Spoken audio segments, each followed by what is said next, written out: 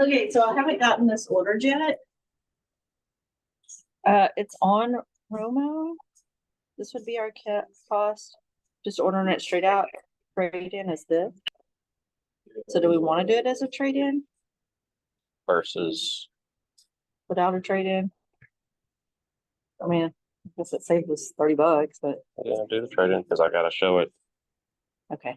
All right, just want to make sure I did it the right way. So I just order it like normal, just put the E on it, that it's an exchange. Yeah, I mean,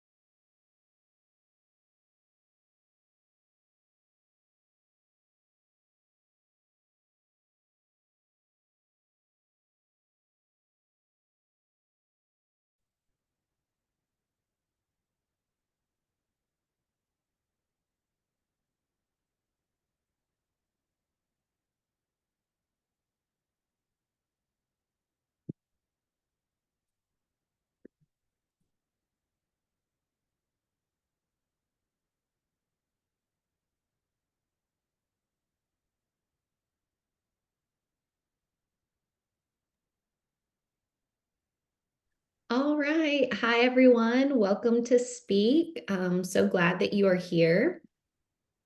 Some people are still coming in. I'm super excited to have Katie Frank with us today. I got to be in her presentation at the DSAIA conference back in February. She has so much knowledge and information on this topic, and it was just really informative. So super excited that you're here, Katie. I'm going to make you co-host, and if everyone will just make sure that they're muted. All right, you should have the host now, Katie. I do. Thank you very much. All right, let me get this going. All right. Find that. Pull this up. Wonderful. All right, so thanks, Kim. The presentation she was talking about was all about my curriculum home base, and unfortunately, there's been a little delay in getting that out because the person who co-developed it with me has had some severe medical issues since I last presented, but we will get that into the hands of Down syndrome parent organizations as soon as we can so that they can offer trainings more in depth than what I'm providing today. So today we just want to talk about healthy sexuality for individuals with Down syndrome. And I work at the Adult Down Syndrome Center in Park Ridge, Illinois. I'm an occupational therapist, and we are a primary and specialty care clinic that is in a suburb of Chicago, and we see individuals with Down syndrome ages 12 and older. We also have 4 family medicine physicians, a social worker. We have parent advocates who help support with resources and other things like that. And then our nursing team, as well as just our front desk staff. So we have about 17 staff that work in our clinic, and we see patients Monday through Friday. Just a disclaimer, all of this information is for educational purposes. And I also want to disclose that neither myself nor Advocate Health, who I work for, endorse any of the products listed here or receive any funding for anything that is shared here. So a little about me and my why. This is my little sister, Tori. She was born in 1984 and unfortunately had some cardiac complications and passed away in 1987. But if it weren't for her, I wouldn't be doing what I do. And so she is like my guiding light. And I keep actually that desk or the picture of her, not the one of the 2 of us, but just her on my desk so that when I see her every day, she motivates me. So today we're just going to be talking about supporting individuals with sexuality education. We're going to talk about why it's important, what actually needs to be learned, and how best to teach it. And we'll go over some case studies and practice scenarios just to help it sink in a little bit. And then I will share a variety of resources. So first, I want to start with the why. Why is it important to talk about sexuality education? And this is research for the typical population, not for the developmental disability population specifically. But we know through research that if we are talking to adolescents about sexuality education, they have more responsible sexual behavior. They learn the essential skills in social etiquette and self-care. It can reduce inappropriate sexual expression. It can increase their pride, confidence, and self-acceptance. It aids in the development, right? I have so many screens open, of personal sexual identity, and facilitates healthy sexual development and can help recognize inappropriate sexual advances and be able to report incidents of suspected sexual abuse. And so again, this is with the typical population, but I know working with individuals with Down syndrome and their families that learning essential skills in social etiquette and self-care is really important, as well as reducing inappropriate sexual expression, whether it's, just hugging everybody or actually, touching their private parts in public, things like that. And then we obviously know that individuals with developmental disabilities have a 10 to 40% or 10 times more of a chance to be sexually abused than their peers. And so it's important that if we provide them with the education, we can perhaps limit that. All right. And then a lot of my research has really been about advocating for parents to be the primary sexuality educators. And so again, this is with the typical population, but when parents specifically are the ones providing the sexuality education, we see a decrease in sexual risk behavior.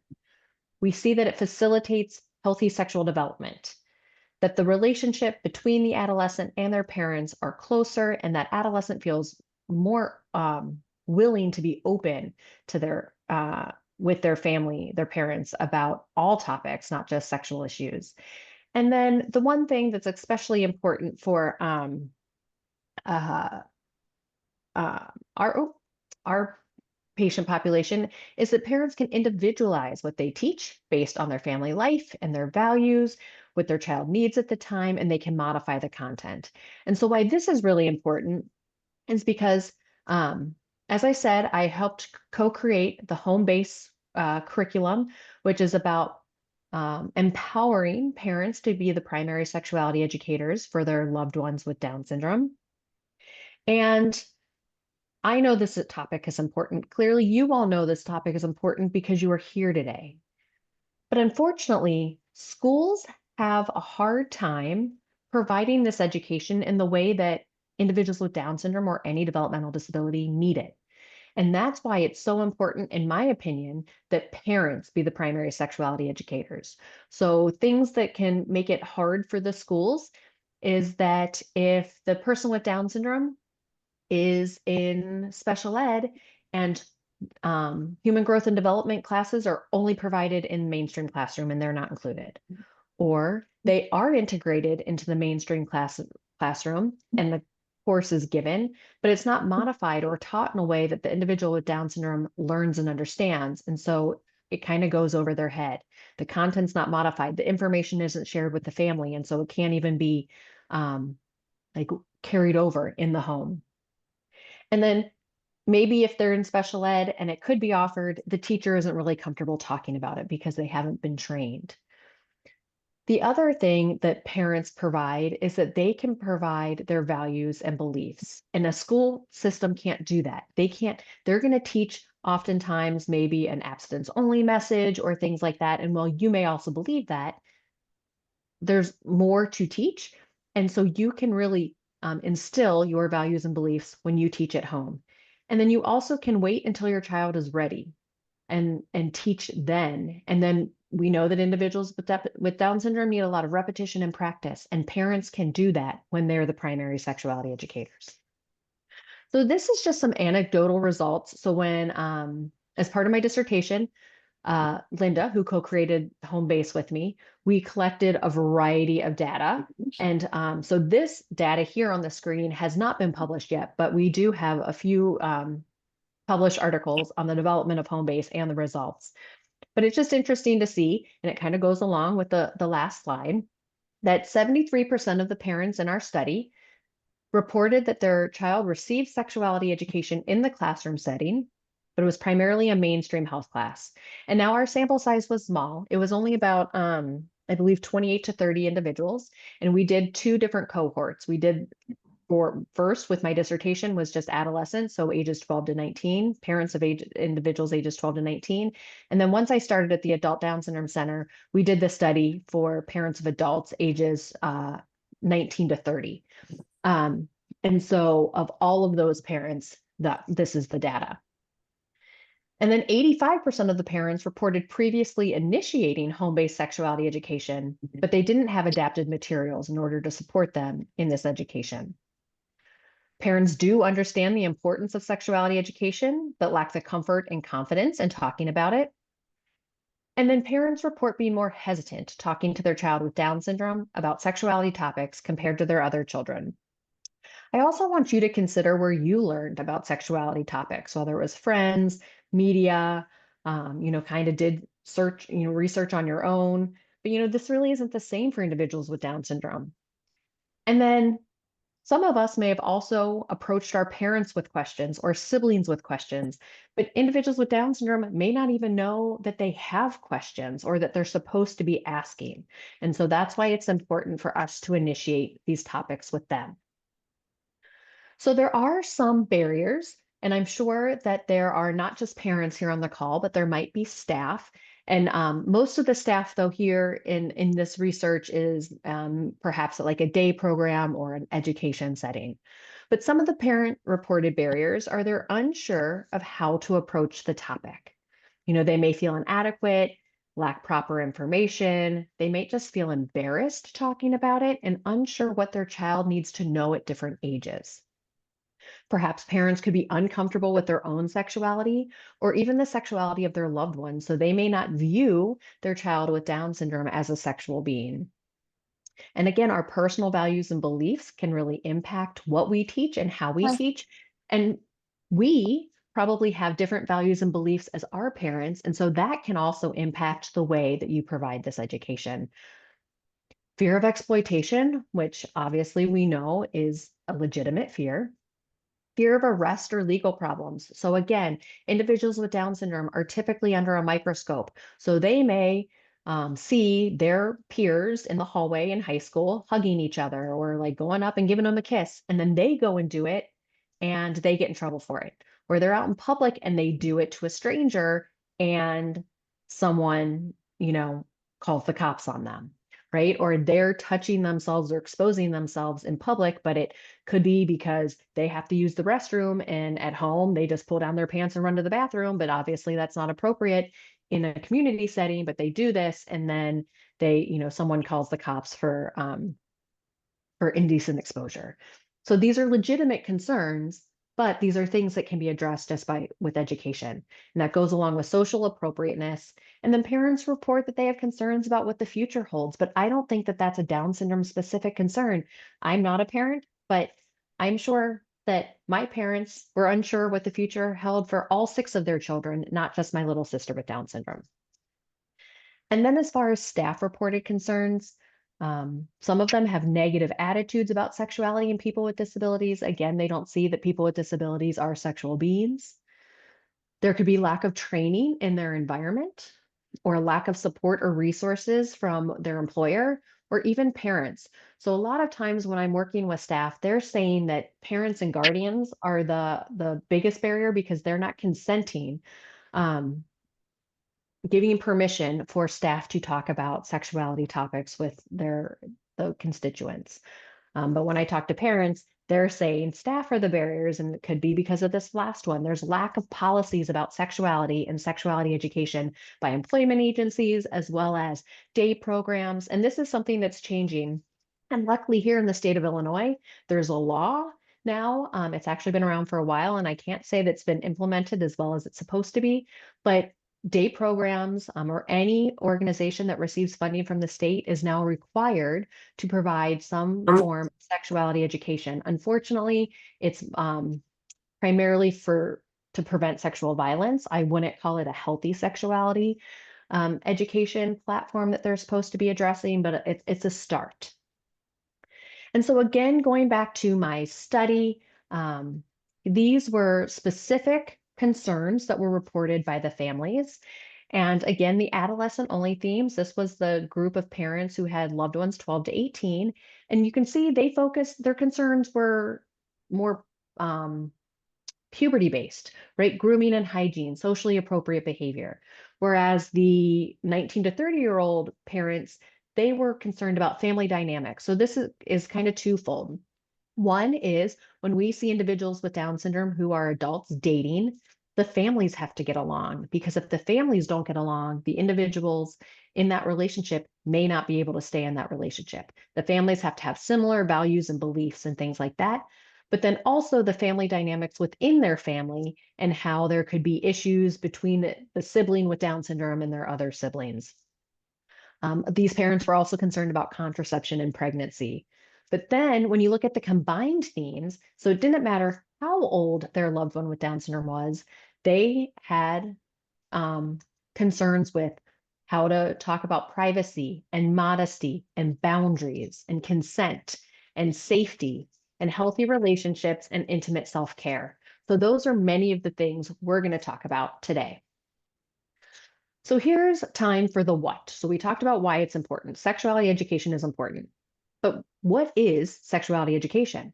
Well, the first thing I want to focus on is what sexuality is. And sexuality is different than just intercourse, right? But when someone hears sexuality, many people might initially think that, or they think masturbation.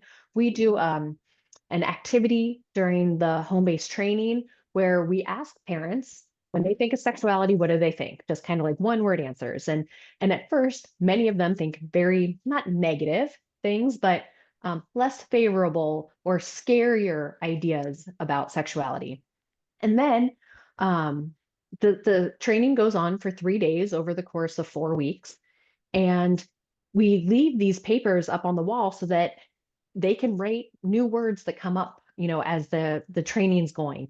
And you see that by the end, families are looking at sexuality much differently in a much more positive framework, which is really great because it really is a part of who we are. And so I look at it as having 3 basic components. There is that physical aspect of sexuality where it's our body parts. It's having sex. It's being intimate and having other sexual experiences that are not intercourse. Part of sexuality is our identity. So gender and gender roles and our sexual orientation. And then there's a whole emotional component to sexuality. body image and self-esteem, our sexual thoughts and fantasies and ideas. And individuals with Down syndrome may have sexual fantasies. It's our attitudes and beliefs. And really, the whole idea of relationships, there's an emotional component. And when I talk about relationships, it's not just romantic partners, it's the relationships we have with our family and our friends and all of the people in our lives. There's still an emotional component. And oftentimes, parents may be scared to talk about these topics, but I bet many of you, when your loved ones were young, worked on naming body parts and trying to talk about what was public and what was private. And that's all part of sexuality education.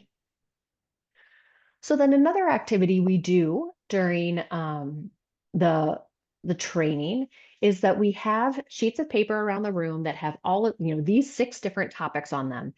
And then we give like subtopics that belong in each category, if you will. And we have the parents go around and try to figure out what topic goes under each of these categories. And I'm going to tell you, we'll go through all of them. There's a lot, and it can seem overwhelming. But when I show you some of these topics, and I'm going to actually have you put in the chat things that you might think in each one, if you're willing to participate, many can overlap. Now, they aren't going to overlap as much on the slides that I'm showing you, but when we get into this discussion, when we're all in person, we're like, oh, this can go here, here, here. And again, it's not to show that it's overwhelming. It's to show that if we talk about privacy, right, it can be part of human development. Privacy can be part of sexual health and sexual activity. It can be sort of part of rights and responsibilities and dating and relationships. So we're covering so many categories when we are really talking about maybe one little topic. So let's start with human development, and let's see if I can get the chat back up. All right, so if you're willing to participate, I would love for you to type in the chat. When you think of human development, what topics might fall under human development?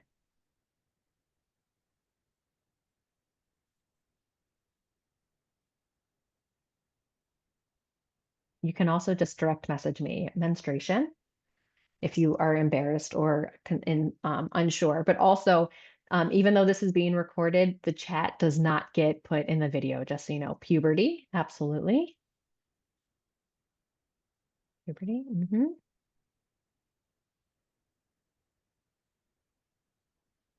Decision making, yeah. I mean, decision making falls under human development. You will not see that on my slide, but that is not wrong.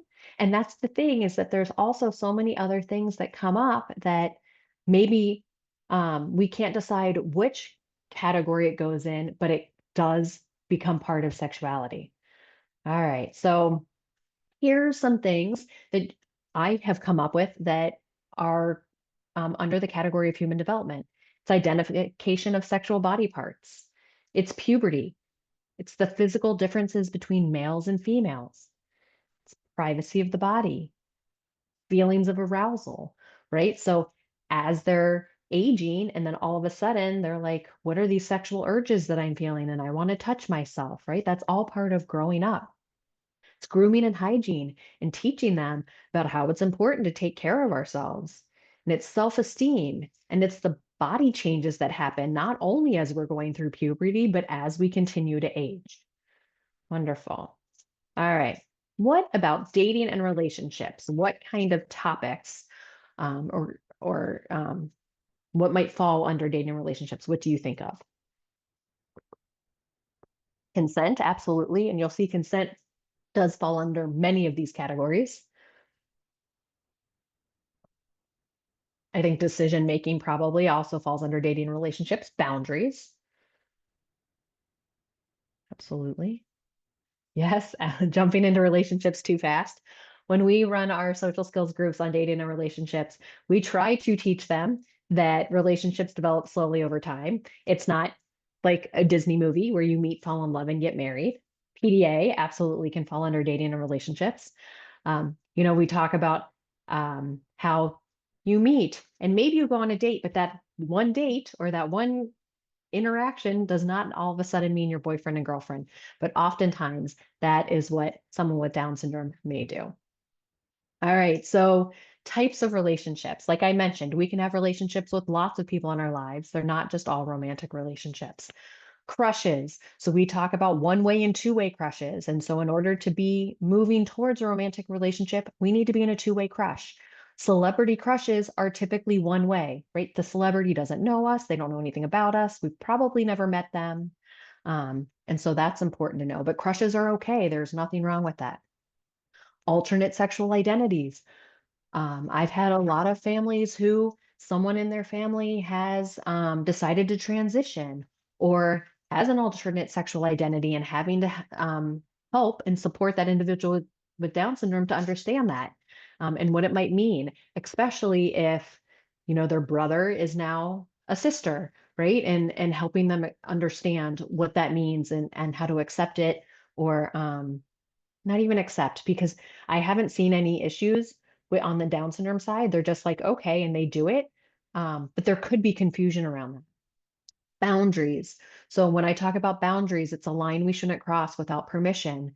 And there are personal boundaries, right, about our personal space. There's social boundaries, who we talk to about different topics and how often we talk about people. So also not making sure that we don't call or text too much.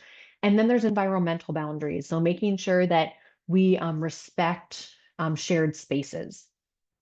Trying to figure out who to date, who's appropriate to date. Your coach, your therapist, your support staff, your teacher, not appropriate to date, right? We want to date people who are similar in age to us, who have similar abilities. Where do we meet them? You know, how can we find someone to date? How to plan a date, handling rejection. So not just in romantic relationships. I think if you ask a person with Down syndrome, at least when I do in our social skills groups, have your parents ever told you no? They're like, nope. I'm sure you have. But just by them being told no doesn't mean they're in trouble. And I think that's an important concept to teach. Healthy versus unhealthy relationships. And we see this a lot with friendships, even. The one friend is just mean all the time or controlling. And so it's important for them to understand that. And so breaking up, again, it's not just in romantic relationships, it can be with friends. Consent. So consent is giving permission. And it's not just about consent to be a boyfriend or girlfriend. It's also consent to see who and how someone can touch us, who and how someone can see our body. So I encourage families, because we need to teach consent, to also make sure that if we're helping with self-care, even if it's not intimate self-care, we ask permission. You need help washing your hair. Is it okay if I touch you? You need help in the shower. Is it okay if I help you? That I'm present, that I'm here seeing your private body parts. If the door is closed, knock and wait for permission before entering. And I know this can be a very hard thing for parents to do, but it's important so that then you can also teach that if they say no to something, you have to respect that so that they understand that that no means something. So that if someone touches them inappropriately and they say no, that they know that that's something that they need to report, to tell you about. Marriage falls under dating and relationships and socially appropriate behavior. All right, what about sexual activity? What things fall under here?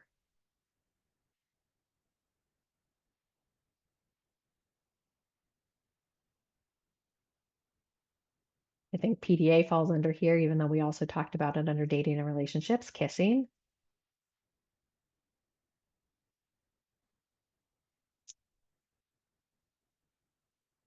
Consent had been mentioned before, so this falls under. Any kind of touching, foreplay, intercourse, the concepts of safety, and then absolutely consent. What about sexual health? What things might fall under sexual health?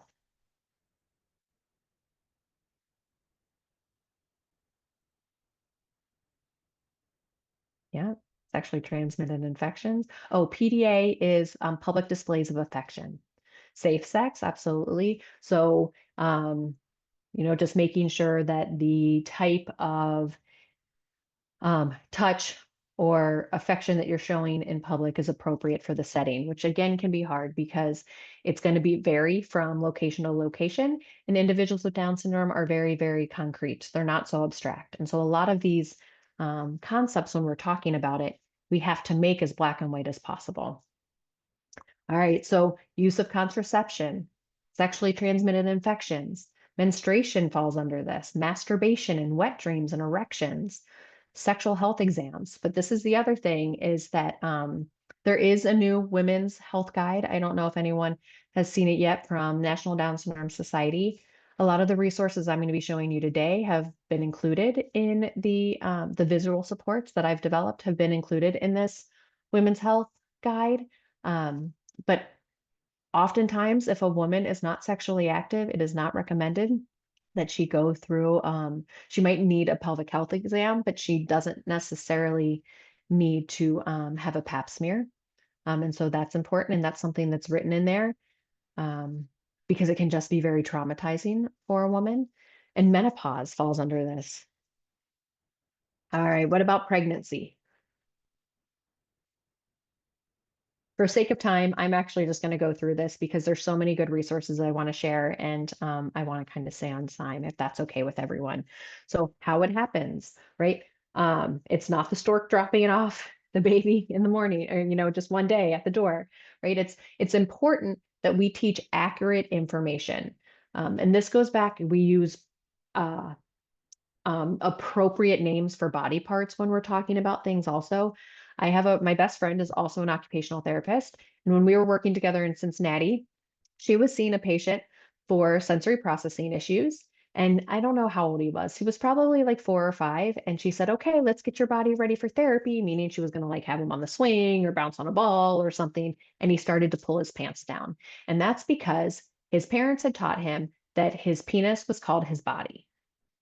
And so he thought that she needed to see his penis. And so imagine if he had been touched inappropriately by someone, and then he reported it like so and so, some person touched my body. And if someone didn't say, where in your body did they touch you, they would not think anything of it. I also had a friend who, growing up, her mom had taught her that her vagina was called her pocketbook. So she called it Pocky for short, right? Well, again, if someone told a teacher they touched my pocketbook or they touched my Pocky, the teacher may not ask other questions. They might not think anything happened.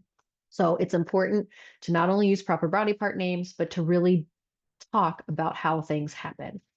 And so then the body changes when you're pregnant, giving birth, and actually the responsibility of raising a child. So many, actually, not every female I know wants to have a baby, but again, they see their siblings or relatives having babies, and they just think that's what they're supposed to do. They don't understand that it's raising a human being. And then when it comes to rights and responsibilities, thinking about these laws and consequences so that there isn't that fear again of being arrested. So we want them to know that they aren't supposed to touch anyone without permission. They're not supposed to show their private body parts, things like that. These are things that can happen if you do. Consent falls under here. No, having them know about exploitation and abuse, and not that it could happen to them, right? Not saying, oh, it's likely this is going to happen, but what you should do if this happens, if someone touches you inappropriately, if someone makes you feel uncomfortable, say no, run away. If you can't, tell someone, whatever it is.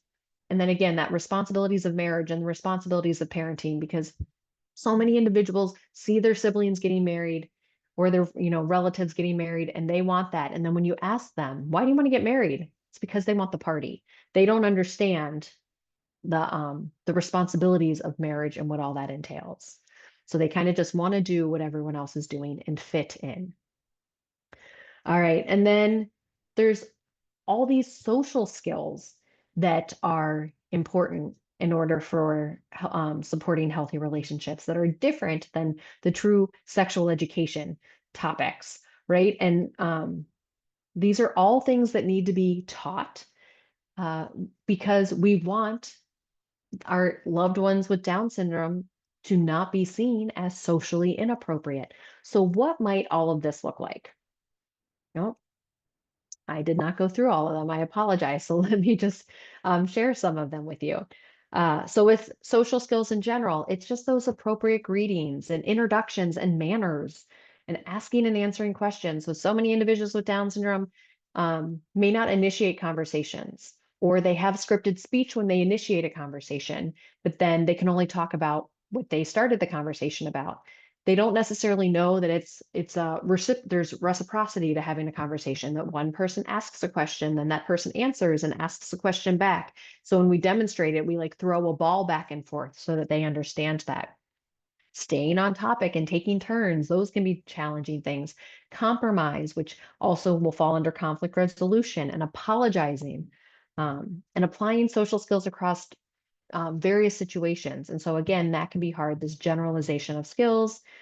But we know that if they can develop really good, strong social skills, it's going to help develop strong and positive peer and family relationships. We talked a little bit about the boundaries, whether it's personal, social, or environmental, appropriate touch, concepts of public and private. Then with conflict resolution, it's going to be, how to share our emotions and how to say I'm sorry, and compromise and working as a team and decision making. We talked a little bit about handling rejection. What do you do when someone says no? Right? And then understanding our emotions, how to communicate how we feel effectively. We talk about how all emotions are okay. We can have very strong emotions, and some make our body feel comfortable and some make our body feel uncomfortable, but we need to be in control of our body. And so we can't do anything that hurts someone else or ourselves if we're having these strong emotions. And so what can we do instead?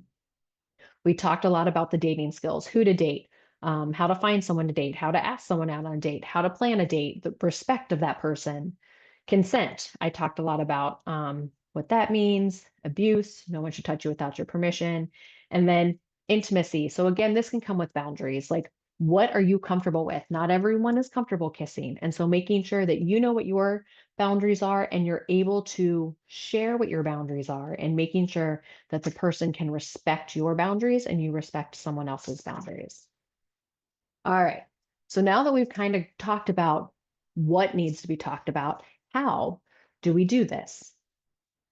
And so it's important to understand what your role is. And so the first thing is that we need to really, all of us, acknowledge our attitudes about sexuality and disability. And this is because these beliefs that we have are going to impact how we teach. And so it's just important that we understand how we feel. And then for parents only, this is not the role of a staff person, but for parents, you're going to want to be able to communicate your values.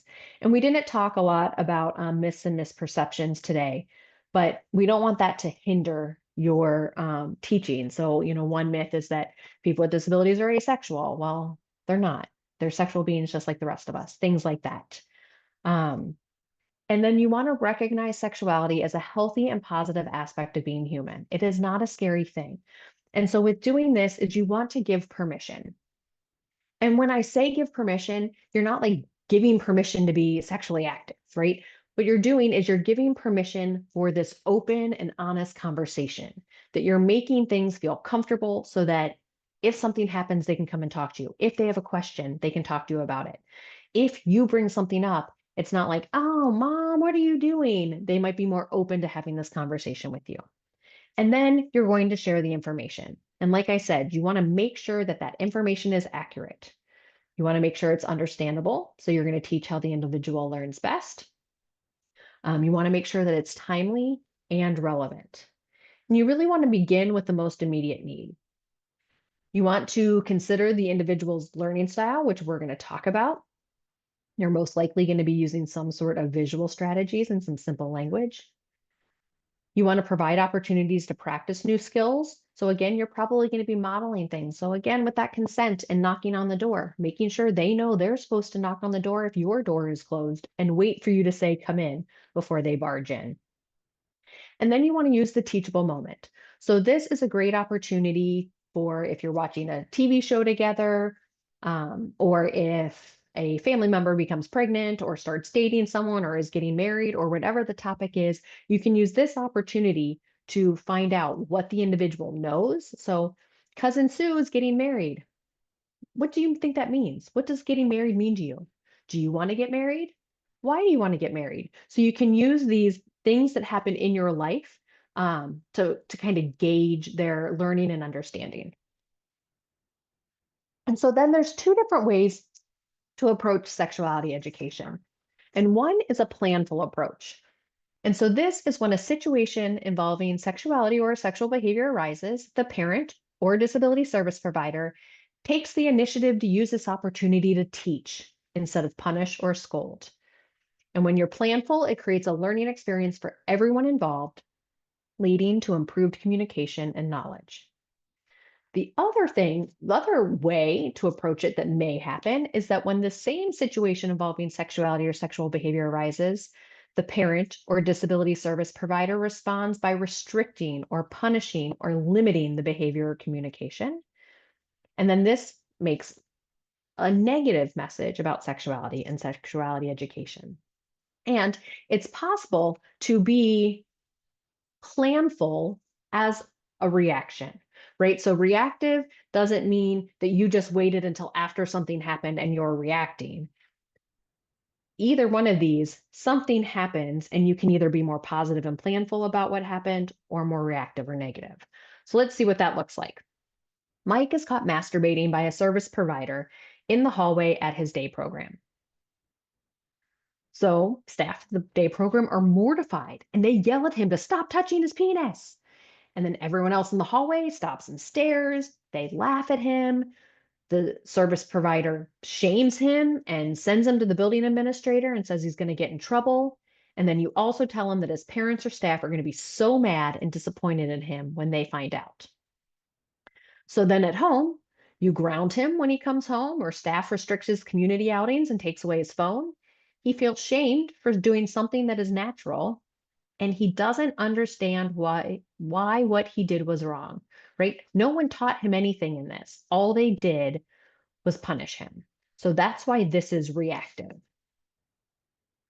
But in the same situation, if we're going to be planful when Mike is caught masturbating in the hallway, staff can talk with Mike about the concepts of public and private and mention that touching your penis is something that should be done in private, and confirm that everything at workshop is considered a public space, even the bathrooms.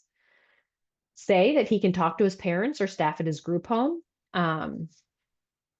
about where he can masturbate at home, and then send some visual supports on the topics home so that things can be followed up with. And then at home, you're going to review the content sent home by the workshop and review those concepts of public and private. Tell him that he can masturbate or touch his penis at home in his bedroom or bathroom because those are private areas, unless, of course, he shares a bedroom, and then that's not public. I mean, that's not private. And then let him know that if he has questions, he can talk with you or group home staff or another trusted adult about them. So here he is taught things. He's not shamed, right? Masturbation is not a bad thing. I mean, some people might have the belief that masturbation is a bad thing, but in general, masturbation is normal and healthy, and lots of people do it. And so we should expect that someone with Down syndrome may want to do it, but we need to teach them where it's appropriate.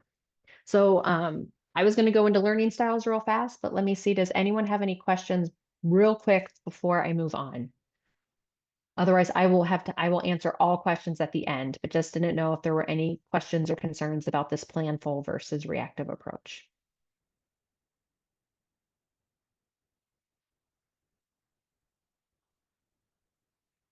All right, I know it might take people a second to type, but all right. So then when we think about learning styles, it's important to teach how the individual learns best. So we know that many individuals with Down syndrome tend to be visual learners, right? But they may also benefit from incorporating some auditory and motor strategies as well. So what does this look like? Visual learners need to see the information in one form or another. Auditory learners do best when hearing it. And then motor learners need the ability to practice or manipulate, really get their hands on something physical in order to learn. So what could this look like? For visual learners, you're going to provide visual supports like pictures or schedules. You're going to use social stories. You're just going to demonstrate model behavior, right? You're going to maybe use videos or movies, and then written materials, but that have lots of graphics. Whereas auditory learners might just like verbal praise and verbal prompts. Perhaps they listen to the social story as well as looking at it. Maybe they read the story out loud, or they like to engage in group discussion. And then motor learners need to practice or experiment. They benefit from role play. They're going to model someone else's behavior. Maybe they write down things and that helps them learn, or make it a game. So here's another case study, and we're going to try to figure out what best to, using the learning strategies, how we could teach this. So at work, the boss is concerned that your young adult with Down syndrome is having trouble with personal boundaries and has been touching peers inappropriately. Basically, they're hugging coworkers and customers. The boss does not want your child to be fired for this behavior. You've also recently seen similar behaviors with your child when you're in public. So what should we do? And again, for sake of time, I'm not going to use the chat, but I normally would. But for visual learners, some strategies we could use would be a social story on hugging and appropriate touch, demonstrating appropriate touch for different people. And this is both the type of touch as well as where to touch. And I'll give you some resources on that at the end. Perhaps having a picture of people they can hug, and or pictures of strangers with an X through them. We don't touch people we don't know. And then the circles curriculum, which I'll talk about, because you'll see that the circles curriculum is going to fall in each of these categories. Then when it comes to auditory learners, we're going to provide verbal praise when they do what they're supposed to. Good job. I love how you just said hi to that customer and didn't touch them, right? Or verbal prompts when they touch inappropriately. Maybe it's hands to self. Maybe there's some code word like banana, right? That you're going to give when you see that they're going in for that hug and they're not supposed to. Maybe they listen to or read a social story about hugging. And again, the circles curriculum. And then finally, for motor, they're going to practice appropriate touch, the different types of touch with the different relationships of people in their lives. You're going to model appropriate touch and have them model it back. Perhaps you role play. Now, I know individuals with Down syndrome love to be in theater. So many of them are great in theater productions. But honestly, when I try to get them to role play, they have a very hard time. And again, it's because of their concrete thinking.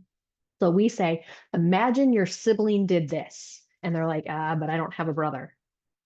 So I can't imagine that, right? And so we have to really make it, they're so kind of egocentric. It has to be about them and things that they can relate to.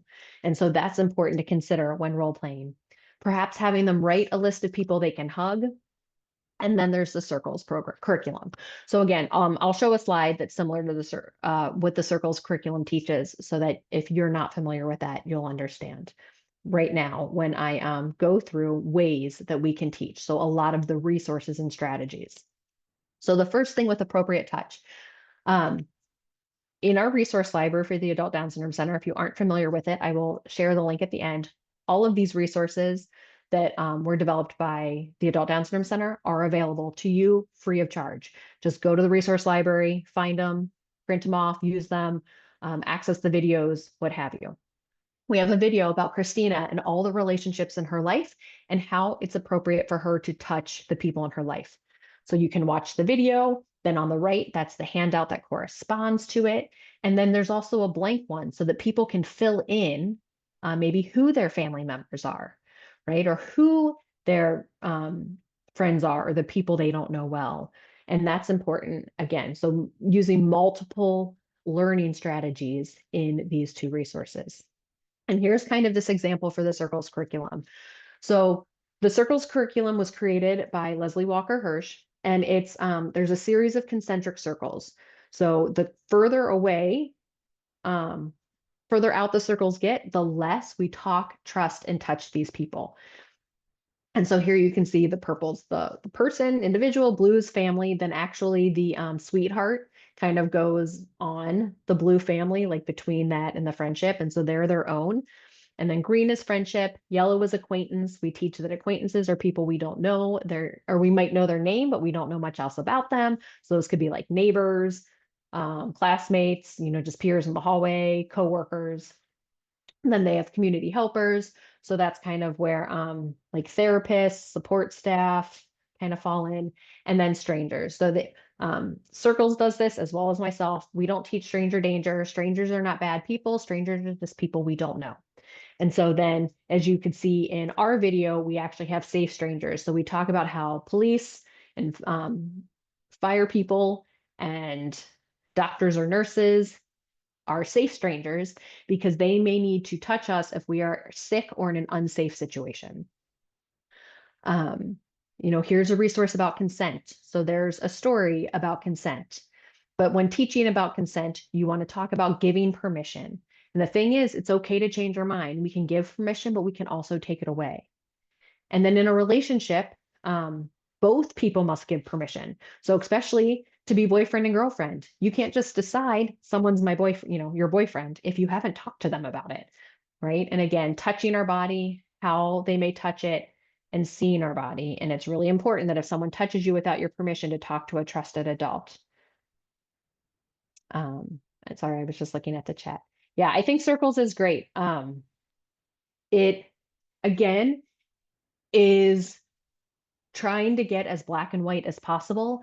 There's still a little bit of abstract to it. So one time when I was teaching it, there were 3 boys in the family, 2 of which had Down syndrome. And in your family, it says that you can hug and kiss your family. Well, the boys all fist bump, but it says fist bump for friends. And so again, you can individualize it, which is again why it's so important that this education is happening at home.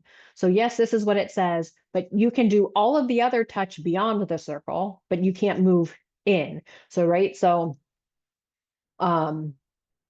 with children who are not in our family, we can wave. Well, we can wave to everyone here, but we're not going to wave to anyone past them, kind of thing, if that makes sense. When it comes to public or private, we talk about there's private body parts, private behaviors, private talk, and private spaces, right? And private means we're alone in a room where the door can close and maybe even lock.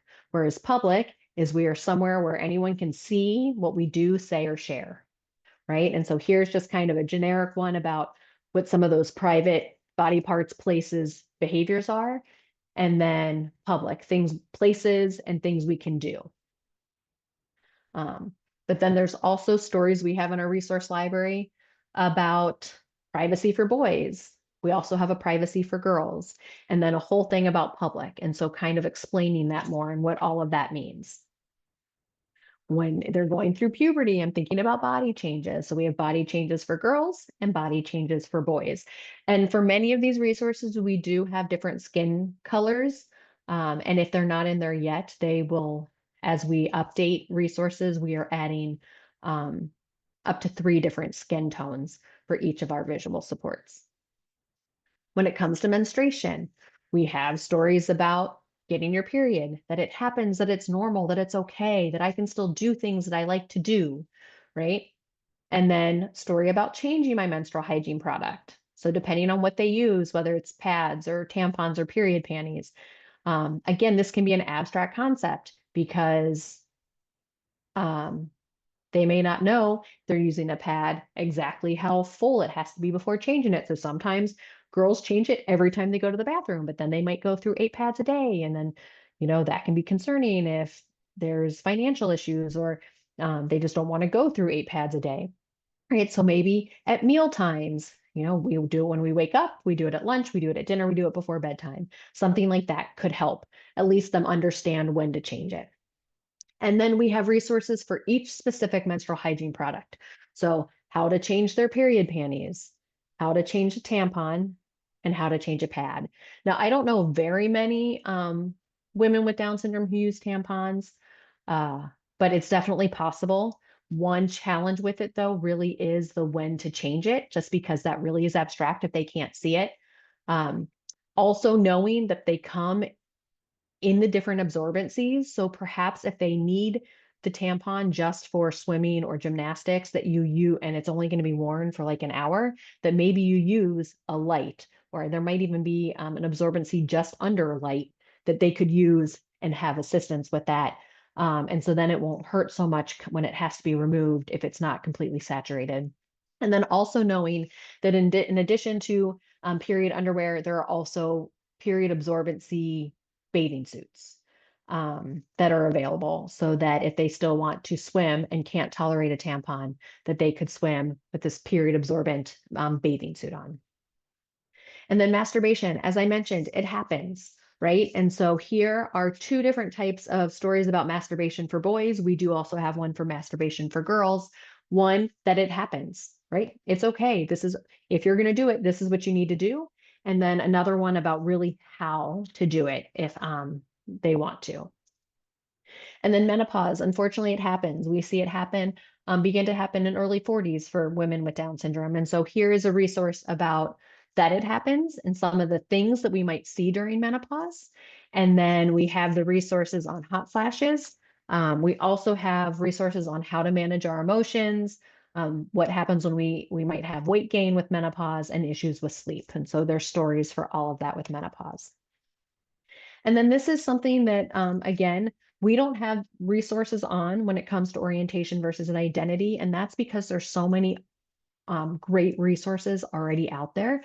But for your knowledge and understanding, just knowing that sexual orientation is more about attraction to other people. So someone could be straight, they could be gay or lesbian, they could be bisexual. So then they are attracted to people of both genders or any gender, right? They don't really see them as a male or a female. They could be asexual, they just aren't attracted to people at all, or pansexual, that they're attracted, that means attraction regardless of their sexual or gender identity.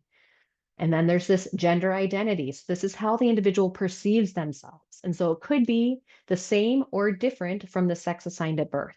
So they could identify as male, female, or non-binary.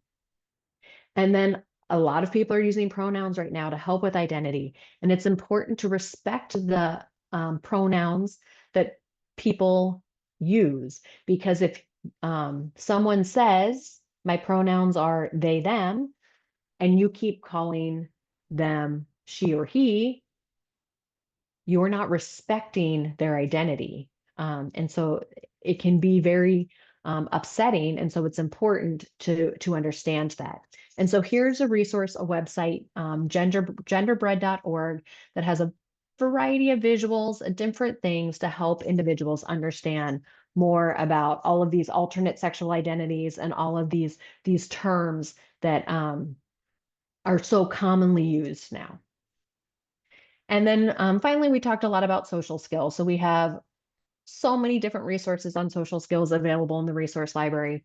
You know, conversation skills that are important in romantic relationships, you know, what compromise is, how that looks, rules for sharing touch and affection, how to handle rejection, how to plan a date. So this is a whole packet of information that goes step by step about how Christina and Jacob plan their date, how they compromised to figure out what they were going to do. And then there's even a sheet that you can use to help you plan a date. We talk about, in order to have a successful relationship, we need to have good communication, positive interactions, right? And what all that looks like. What happens when we break up with someone, or why we might break up with someone, and how we can feel better. So it's important to remember that sexuality is a right. And sexuality really is a very broad topic and encompasses so many things. And parents play an important role in sexuality education of their children, especially their children with Down syndrome. It's important to be planful, to teach the way the person learns best, and it is okay to ask for help. So there are also a variety of additional resources, and I'm going to share this PowerPoint, so you don't have to worry about taking screenshots or pictures. But the Healthy Relationship Workbook by the Arc of Spokane is really great, has a lot of pictures. It's a workbook that the person with Down syndrome can do to figure things out, and it's free. Sexuality Across the Lifespan is also free. It's a curriculum that can be used by schools, but families might find some important information in there if they have topics they want to talk about. The Healthy Relationships Toolkit by Vanderbilt is really great. Again, it's going to help you create your own visual supports about some of the topics, and it's something that you can do with your loved one with Down syndrome. Family Life and Sexual Health is, again, a curriculum that a school could use, or an organization. Again, free. Sexuality and Disability, a guide for parents, free. Planet Puberty is a great website out of Australia that has a gazillion resources that can be helpful for families. Teach-A-Body dolls, I would not expect a family to purchase them. They are anatomically correct dolls. I use them a lot in therapy. Unfortunately, they're very expensive, but it helps teach some things in a way, again, because they're anatomically correct. the link for the Circles curriculum. Additionally, Stanfield Publishing has the Life Horizons curriculum, which goes more into like sexual intercourse and other intimacy things. Amaze.org has free, and so Circles and Life Horizons also cost money. Amaze.org has a variety of videos also about a variety of topics, not just about sexuality education. I mean, they even have great things about like social media and what have you. That's a really good YouTube channel. And then the National Council on Independent Living has a whole YouTube channel about different sexuality topics. And again, they star individuals with developmental disabilities talking about many of these topics. The videos in our resource library all star individuals with Down syndrome, because again, if research shows that if the person looks like you, if it isn't you, then they're more likely to listen. Here's some books that can be really helpful. Terry Calvin-Hoven has Boyfriends and Girlfriends, which she just updated now that Woodbine House has closed. So that is available on Amazon, the new edition. She, I believe, is still working on updating the teaching children with Down syndrome about their bodies, boundaries, and sexuality, but you may still be able to get some copies on Amazon. And then Kate Reynolds has a book, What is Sex? And yes, it says a guide for people with autism, but I think it's really appropriate for anyone with a developmental disability. And then here, just highlighted resources for the resource library from that I shared for the social skills and puberty, sexual health, and relationships. Obviously references, but here's the link to our resources. That's the website, or you can use the QR code. We do have Facebook and Instagram where we post one post a day, and typically it's about a resource. And so it's not Illinois specific. So we recommend that anyone follow us or sign up for our email newsletter. Again, we send 1 to 2 newsletters a month. And again, we highlight our resources primarily or other events and activities that are happening in the Down syndrome community. Here's my contact information. You are welcome to email me with any questions. I am happy to answer them. Even, we can't see patients outside the state of Illinois, but I can definitely try to support families via email. And then even if it's not something I am able to answer, if you go to our website, there's a contact us, and you can, enter your question, and then someone from the Adult Down Syndrome Center will create a response.